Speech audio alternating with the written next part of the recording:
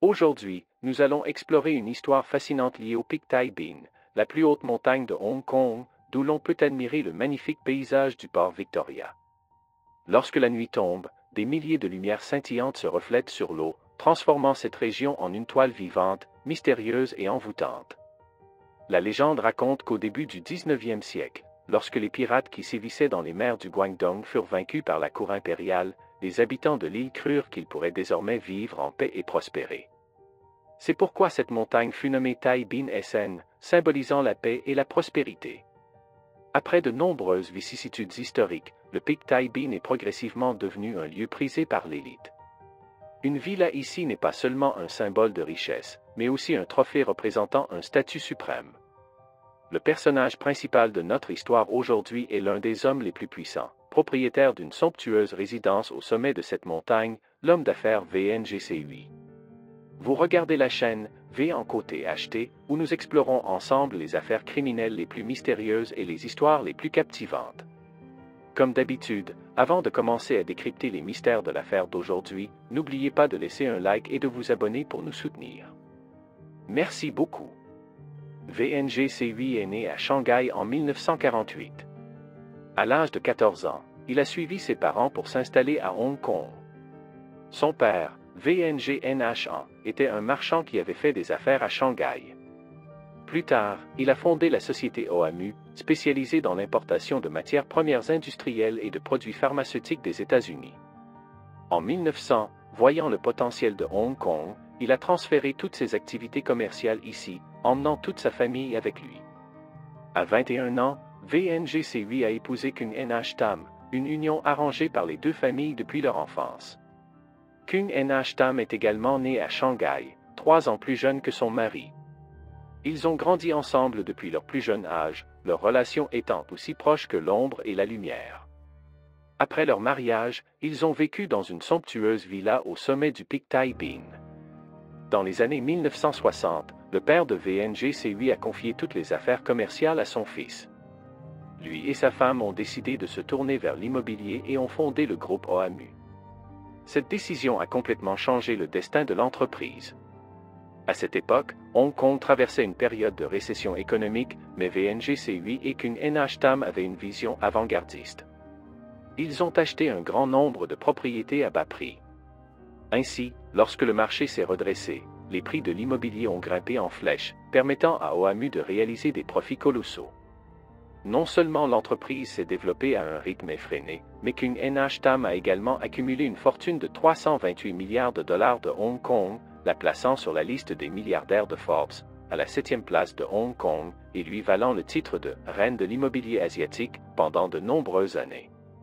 Sa vie est remplie d'histoires fascinantes qui pourraient être racontées pendant des jours, mais aujourd'hui, nous nous concentrerons sur un événement particulier de sa vie, l'enlèvement qui a secoué Hong Kong, impliquant son mari, VNGCUI.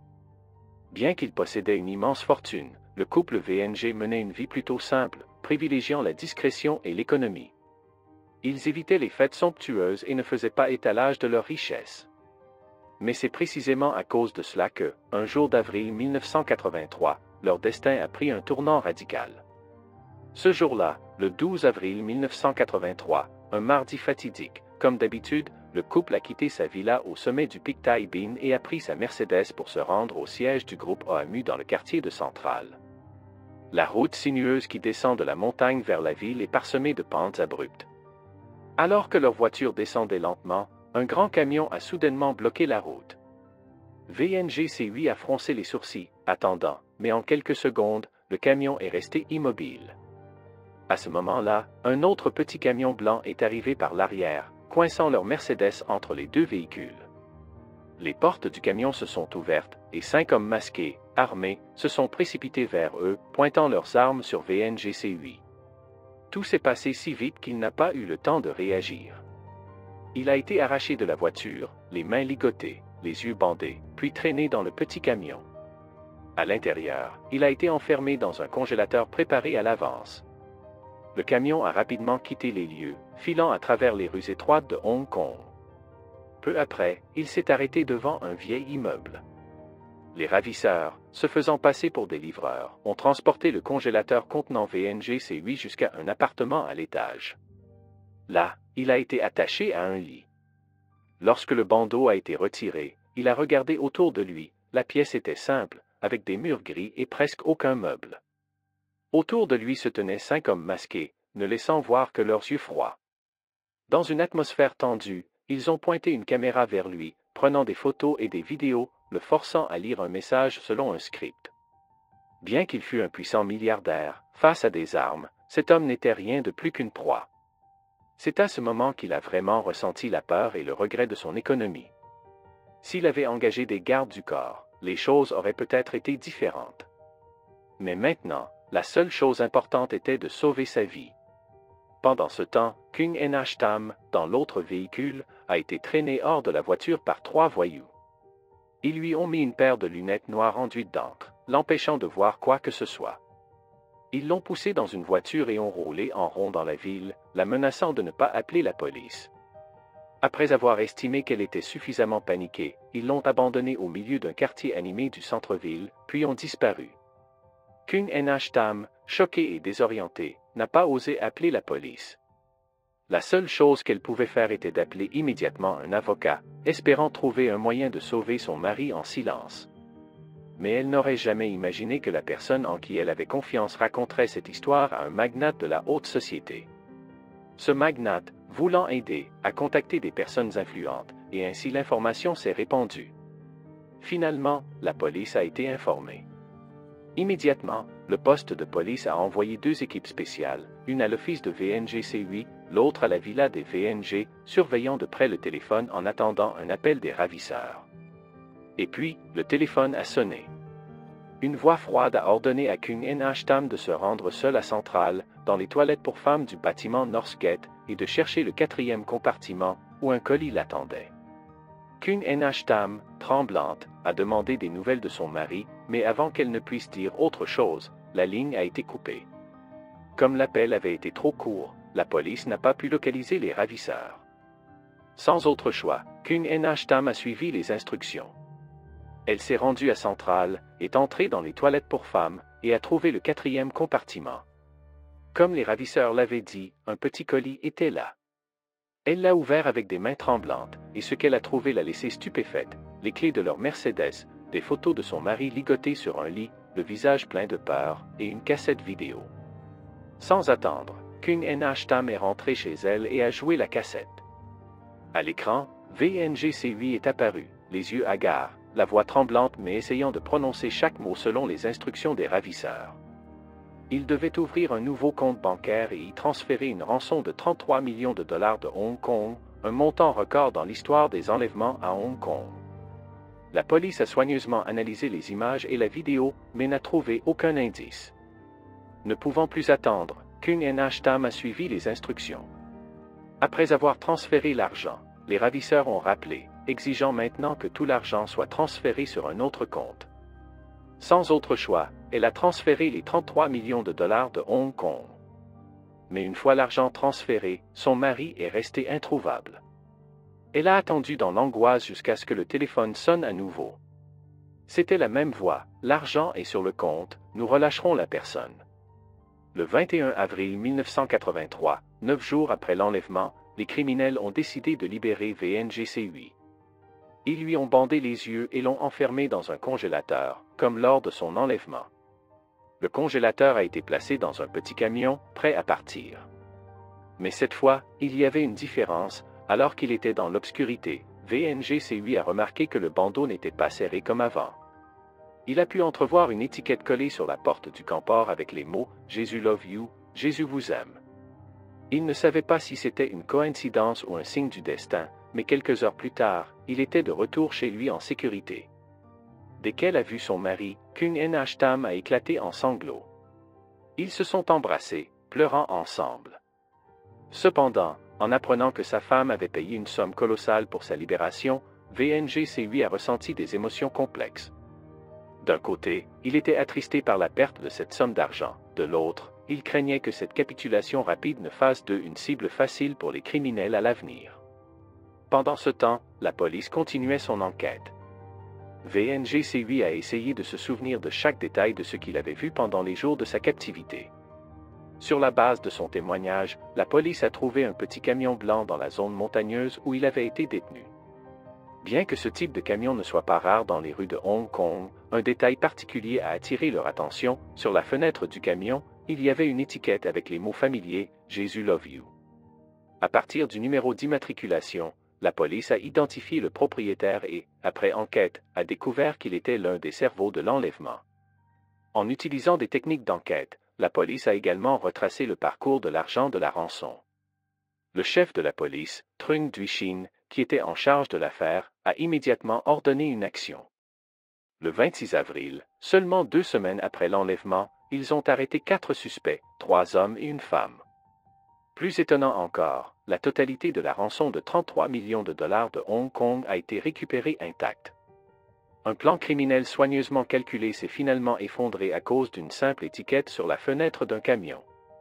Lorsque cette nouvelle a été annoncée, tout Hong Kong a été secoué. Auparavant, le couple VNG vivait très discrètement, peu de gens en dehors du monde des affaires les connaissaient.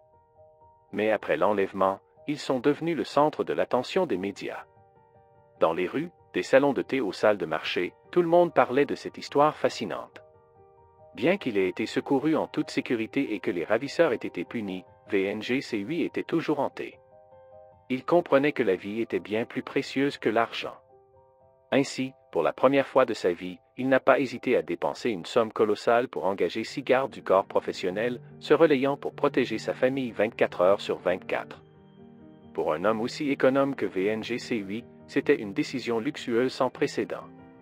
Rien que les salaires des gardes du corps coûtaient 600 000 $ de Hong Kong par an, sans compter les frais supplémentaires. Le montant dépensé chaque année atteignait des millions de dollars. Cependant, malgré cette protection rigoureuse, VNG-C8 ne s'est jamais habitué à avoir des gens autour de lui en permanence. Ces silhouettes silencieuses qui le suivaient à chaque pas lui faisaient sentir qu'il avait perdu sa liberté. Au début, par peur, il a essayé de supporter, mais avec le temps, son tempérament économe et son désir de vie privée ont refait surface. Peu à peu, il a licencié les gardes du corps un par un, jusqu'à ce qu'il ne reste plus que lui et sa femme, libres de se déplacer comme avant. Cependant, cet homme n'a jamais complètement baissé sa garde. Après l'enlèvement, il est devenu proche du chef de la police, Trung Duishin. Ce dernier a fait une suggestion très spéciale, installer un dispositif de localisation dans les chaussures de VNG-C8. Ainsi, où qu'il soit, sa femme pourrait connaître sa position exacte. Il croyait qu'avec cette solution, tous les dangers pourraient être contrôlés. Mais il ne savait pas que cette décision allait le plonger dans un autre cauchemar. Le propriétaire, après une enquête, a découvert qu'il était l'un des cerveaux derrière l'enlèvement. Grâce à des techniques policières, ils ont également retracé le chemin de la rançon. Le chef de la police, Trung Duy, en charge de l'affaire, a immédiatement ordonné une action. Le 26 avril, seulement 2 semaines après l'enlèvement, ils ont lancé une opération pour arrêter 4 suspects, dont 3 hommes et une femme. Plus étonnant encore, la totalité de la rançon, s'élevant à 33 millions de dollars de Hong Kong, a été récupérée intacte. Un plan criminel soigneusement calculé s'est finalement effondré à cause d'un petit autocollant sur la vitre de la voiture. Lorsque cette nouvelle a été rendue publique, tout Hong Kong a été choqué. Auparavant, le couple Wong Tak-Hui vivait très discrètement, et peu de gens en dehors du monde des affaires les connaissaient. Mais après l'enlèvement, ils sont immédiatement devenus le centre de l'attention des médias. Dans les rues, des salons de thé aux bourses, tout le monde parlait de cette histoire incroyable. Bien qu'il ait été sauvé sain et sauf et que les ravisseurs aient été punis de manière appropriée, Wong Tak-Hui était toujours hanté par cette expérience. Il comprenait que la vie était plus précieuse que l'argent. Des milliers de fois plus. Ainsi, pour la première fois de sa vie, il n'a pas hésité à dépenser une somme colossale pour engager 6 gardes du corps professionnel qui se relayaient pour protéger sa famille 24 heures sur 24. Pour une personne aussi économe que Wong Tak-Hui, c'était une décision extravagante sans précédent. Rien que les salaires des gardes du corps coûtaient 600 000 $ de Hong Kong par an, sans compter les autres frais annexes. Le montant dépensé chaque année atteignait des millions de dollars. Cependant, malgré cette protection rigoureuse, Wong Tak-Hui ne pouvait pas s'habituer à avoir constamment quelqu'un à ses côtés. Ces ombres silencieuses qui le suivaient à chaque pas lui faisaient sentir qu'il perdait sa liberté. Au début, par peur, il essayait de supporter, mais avec le temps, son esprit économe et son désir de vie privée ont repris le dessus. Peu à peu, il a licencié un à un les gardes du corps jusqu'à ce qu'il ne reste plus que lui et sa femme, libres de vaquer à leurs occupations comme avant. Cependant, cet homme n'avait pas complètement baissé sa garde. Après l'enlèvement, il est devenu proche du chef de la police, Trung Duy, qui lui a proposé une solution très spéciale, installer un dispositif de localisation dans ses chaussures. Ainsi, où qu'il soit, sa femme pourrait connaître sa position exacte. Il croyait qu'avec cette solution, tout danger pourrait être contrôlé. Mais il ne savait pas que cette décision allait le plonger dans un autre cauchemar. 7 ans plus tard, dans l'après-midi du 10 mai 1990, comme d'habitude, le couple se préparait à rentrer chez eux après le travail. Mais à ce moment-là, Wong Tak-ui a soudainement eu envie de jouer une partie de squash pour se détendre. Il a dit à sa femme de rentrer seule, tandis qu'il se rendait au club de squash du Jockey Club à Happy Valley. Vers 18 heures, après avoir profité de quelques coups énergiques, Wong Tak-ui est monté dans sa Bentley pour rentrer chez lui. Mais sur la route sinueuse et familière, le cauchemar d'il y a 7 ans s'est reproduit. 2 voitures inconnues ont soudainement surgi, l'une devant, l'autre derrière, bloquant sa route. Avant qu'il ne puisse réagir, un groupe d'hommes armés de pistolets et de haches a débarqué. Avec l'expérience de la dernière fois, Wong Tak-ui a immédiatement verrouillé les portes de sa voiture et, les mains tremblantes, a composé un numéro d'urgence. Mais il était trop tard. Les ravisseurs ont agi rapidement, brisant la vitre de la voiture et le tirant dehors. Dans une panique totale, Wong Tak-ui a supplié, prêt à payer n'importe quel prix pour sa vie. Mais les ravisseurs l'ont ignoré, lui ont bâillonné, ont retiré la chaussure avec le dispositif de localisation et l'ont jetée sur le bord de la route avant de partir à toute vitesse. Elle part précipitamment de la villa de la famille Wang, le cœur lourd d'attendre en vain le retour de son mari. Elle essaie de l'appeler, mais personne ne répond. Un mauvais pressentiment l'envahit. Elle ouvre rapidement le dispositif de localisation et suit le signal en voiture. Mais tout ce qu'elle trouve, c'est une chaussure abandonnée. À cet instant, elle comprend tout. Cette fois, elle n'ose pas appeler la police, de peur que les ravisseurs ne s'énervent et ne mettent en danger la vie de son mari. De plus, si l'affaire s'éruite, le groupe OAMU pourrait sombrer dans le chaos. Elle choisit donc d'attendre et de surveiller. 2 jours plus tard, comme prévu, le téléphone de la famille Wang sonne. Une voix glaciale résonne à l'autre bout du fil. Si tu veux que ton mari survive, prépare immédiatement 260 millions de dollars de Hong Kong. Tout retard coûtera sa vie. Ce montant astronomique bat tous les records. Contrairement à la fois précédente, les ravisseurs ne se cachent pas. Ils appellent non seulement Kung Nh Tam, mais aussi directement le groupe OAMU, créant une pression énorme. Ils vont même jusqu'à acheter des publicités dans les grands journaux pour annoncer leur demande de rançon. Kung Nh Tam se retrouve dans une impasse. Elle risque de perdre son mari, mais 260 millions de dollars de Hong Kong sont une somme impossible à rassembler en si peu de temps. Elle est obligée de négocier. Après de longues discussions tendues, les ravisseurs acceptent qu'elle transfère d'abord 60 millions de dollars. Mais lorsqu'elle demande à entendre la voix de son mari pour confirmer qu'il est encore en vie, leur attitude change brusquement.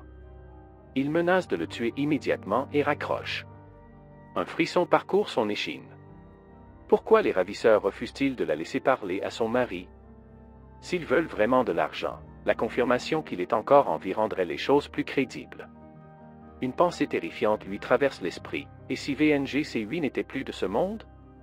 Dans sa panique, elle pense immédiatement à une personne, Trung Duy, l'ancien policier qui avait résolu l'enlèvement il y a 7 ans. Le seul en qui elle a confiance pour l'aider à sauver son mari.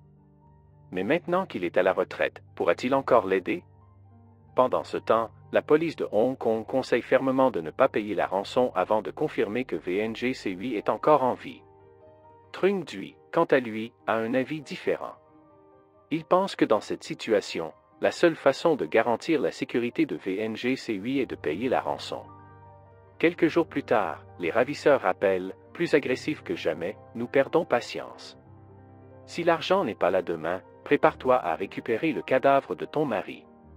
Kung Nh Tam, paniqué, supplie d'entendre la voix de son mari, mais il refuse catégoriquement. Malgré les protestations de la police et de nombreux autres, l'amour qu'elle porte à son mari la pousse à prendre une décision audacieuse. Elle suit les conseils de Trung Duy et transfère une partie de la rançon pour sauver la vie de VNGC8. Cependant, Kung Nh Tam n'est pas dupe. Elle prétend que la somme est trop importante pour être transférée immédiatement et propose de n'en envoyer que la moitié, soit 30 millions de dollars. Les ravisseurs acceptent. Profitant de ce délai, Kung Nh Tam utilise différentes devises pour prolonger les transactions, donnant ainsi à la police plus de temps pour enquêter. Mais le pire se produit, l'argent est transféré, mais son mari ne revient pas. Les ravisseurs semblent avoir disparu sans laisser de traces. Aucun appel, aucune réponse. Pendant ce temps, la police de Hong Kong met en place un plan audacieux. Des équipes de 2 personnes surveillent 24h/24 presque tous les distributeurs automatiques de la ville, prêts à intervenir à la moindre transaction suspecte. En avril 1990, les enquêteurs de Taïwan découvrent que 6,4 milliards de dollars taïwanais ont été transférés de Hong Kong en une seule journée. Ce qui est encore plus suspect, c'est que tout cet argent a été retiré en espèces. Cette anomalie attire immédiatement l'attention de la police. En peu de temps, ils identifient 3 suspects, Trn Kien, Trung Hoa et Trung Chi Nng. Ces derniers jours, ces 3 hommes ont fréquenté un hôtel, transportant plus de 100 cartons suspects. Le 26 avril, la police de Taïwan intervient. Sous prétexte d'une enquête sur le trafic d'armes, ils font une descente dans l'hôtel et inspectent les cartons mystérieux. À l'intérieur, ils découvrent des piles de billets de banque, des milliers de liasses empilées comme des montagnes. Après plusieurs heures de comptage, le total s'élève à 4,7 milliards de dollars taïwanais. Les 3 hommes sont arrêtés sur le champ. Cependant, ils nient toute implication dans l'enlèvement, affirmant qu'ils ne faisaient que blanchir de l'argent. Mais un homme finit par se dénoncer, révélant toute la vérité. Un homme nommé Trung Ngck se présente au poste de police, le visage pâle et le regard rempli de remords. Il soupire et dit simplement « Je n'en peux plus. Je veux me confesser ». Cet homme avoue ensuite toute la vérité, il a participé à l'enlèvement de VNGC8. Lorsque les enquêteurs informent Kung Nh Tam, elle est sur le point de s'évanouir. Car le cerveau derrière tout cet enlèvement n'est autre que Trung Duy, l'ancien chef de la police qui avait enquêté sur le premier enlèvement de VNGC8 en 1983. Après la conclusion de cette affaire, il avait secrètement étudié le plan des ravisseurs et réalisé qu'ils avaient failli réussir, échouant seulement à cause de quelques petites erreurs. Depuis, une idée terrible germait dans son esprit. S'il pouvait corriger ces erreurs, cela deviendrait un enlèvement parfait. En 1990, Trung Duy rassemble une équipe de 17 personnes, divisée en 5 groupes: surveillance, négociation, action, bateau et récupération de la rançon. Chaque groupe a un chef responsable. Le groupe de surveillance est chargé de collecter des informations avant l'action, de suivre la cible et de maintenir la communication entre les membres. Le groupe de négociation est responsable des menaces, des instructions pour le paiement de la rançon et de la communication avec Kung Nh Tam. Le groupe d'action, auquel participe Trung Ngck, est chargé de capturer l'otage. Selon les aveux de Trung Ngck, il n'a reçu que 20 000 dollars de Hong Kong pour sa participation et ne connaissait pas les autres membres. Tous étaient reliés à Trung Duy par une seule ligne de communication, et personne ne savait qui était qui avant l'action. Trung Duy a passé 2 semaines à entraîner les membres pour s'assurer que le plan se déroulerait sans faille. Il a insisté sur le fait que chacun ne devait connaître que sa propre partie du plan, pour plus de sécurité. Ainsi, le groupe d'enlèvement ne communiquait jamais inutilement, et personne ne connaissait la véritable identité des autres. Même au moment de l'action, ils ignoraient qui était la cible. Le jour fatidique, le groupe d'action intercepte la voiture de VNGC8. Trung Ngck est le premier à agir, pointant une arme sur la tête de la victime. VNGC8, terrifié, supplie « L'argent est chez ma femme. Si vous voulez de l'argent, allez la voir. Vous ne voulez que de l'argent, n'est-ce pas ?» Ensuite, le groupe assomme la victime avec un tranquillisant, la charge dans une voiture, retire ses chaussures équipées d'un dispositif de localisation et se dirige vers le port de Apélichaud. Là, un bateau attend pour emmener VNGC8 en mer internationale. Pendant ce temps, le groupe chargé de la rançon, composé de Trn Kien, Trung Chi Nng et quelques autres, est responsable de retirer l'argent des comptes et de le blanchir. Bien que le plan ait été soigneusement élaboré, Le groupe chargé de la rançon a commis une erreur à la dernière étape. En retirant l'argent, ils ont laissé des traces et ont été arrêtés par la police. Entre 1991 et 1993, la police de Hong Kong a arrêté 6 suspects qui ont été condamnés à des peines allant de 5 à 16 ans de prison à Taïwan. Certains complices, comme Trn Kien Giang, ont été condamnés à perpétuité. Cependant, le cerveau de l'opération, Trung Duixin, reste en fuite. Sachant que la police est sur le point de le découvrir, il s'enfuit immédiatement, se déplaçant constamment avant de se réfugier en Thaïlande. Lorsque les enquêteurs interrogent les membres du groupe sur le sort de VNGC-8, ils apprennent que le groupe chargé du bateau, après avoir reçu l'ordre, a navigué autour des eaux internationales pour éviter d'être suivi. Une fois la première partie de la rançon reçue, pour éviter les complications, ils ont jeté VNGC-8 à la mer. Cependant, ces aveux sont encore contestés et non confirmés. Si cela est vrai, les chances de survie de la victime sont presque nulles. Mais Kung Nh Tam refuse d'y croire. Elle est convaincue que son mari est toujours en vie, peut-être retenu sur une île, attendant d'être sauvé. Elle organise donc des recherches en mer, espérant ramener VNGC-8. Mais malgré tous ses efforts, elle ne trouve aucune trace de son mari. Le bureau de VNGC-8 reste intact, comme s'il n'était jamais parti. Depuis lors, Kung Nh Tam porte toujours ses cheveux en 2 tresses, le style préféré de son mari. L'histoire de VNGC-8 se termine temporairement, mais le voyage de Kung Nh Tam continue. Avec la conviction que son mari est toujours en vie, elle cherche de l'aide auprès de maîtres en feng shui et de médiums. Quiconque prétend avoir vu VNGC-8 ou savoir où il se trouve, elle se rend immédiatement sur place pour enquêter. Après l'incident, elle prend la tête du groupe OAMU et prouve rapidement son talent en affaires. En peu de temps, elle transforme OAMU en un empire puissant et devient la femme la plus riche d'Asie, suscitant l'admiration de tous. 9 ans après l'enlèvement, en 1999, VNGC-8 est officiellement déclaré mort légalement. Malgré cela, Kung Nh Tam ne perd pas espoir de retrouver son mari. En 2001, l'un des ravisseurs, Trung NGCQ, est libéré de prison. Kung Nh Tam est prête à payer 20 millions de dollars pour toute information sur son mari. Mais en réponse, elle ne reçoit que des excuses. La même année, le père de VNGC-8 intente un procès à Kung Nh Tam, marquant le début du plus grand litige financier de l'histoire de Hong Kong, qui dure plusieurs années et coûte une fortune en frais juridiques. M. Wang présente un testament rédigé en 1968, dans lequel il est l'héritier légitime. Kung Nh Tam, quant à elle, a un autre testament, rédigé en 1990, un mois avant l'enlèvement, qui la désigne comme la seule héritière de toute la fortune. Selon la loi de Hong Kong, le testament le plus récent a priorité. Cependant, la validité de ce testament est remise en question. Le seul témoin est l'intendant de la famille, qui a mystérieusement disparu. Pour clarifier les faits, le père de VNGC-8 engage des experts en signature des États-Unis. Les résultats montrent que la signature sur le testament de 1990 est fausse. Cette conclusion choque l'opinion publique, et beaucoup soupçonnent que Kung Nh Tam est derrière l'enlèvement. Finalement, le tribunal donne raison au père de VNGC-8, et Kung Nh Tam est accusé de falsification de documents et arrêté par la police économique de Hong Kong. Malgré cela, elle continue de faire appel. Les tribunaux de première instance et d'appel la déclarent coupable, mais en 2005, dans un rebondissement surprenant, la Cour suprême renverse la décision. Le tribunal estime qu'il n'y a pas d'empreinte digitale de Kung Nh Tam sur le testament de 1990, ce qui signifie qu'il n'y a pas de preuve qu'elle l'ait falsifié. Ainsi, Kung Nh Tam est officiellement reconnue comme l'héritière légitime et prend le contrôle de la fortune colossale de 40 milliards de dollars de Hong Kong.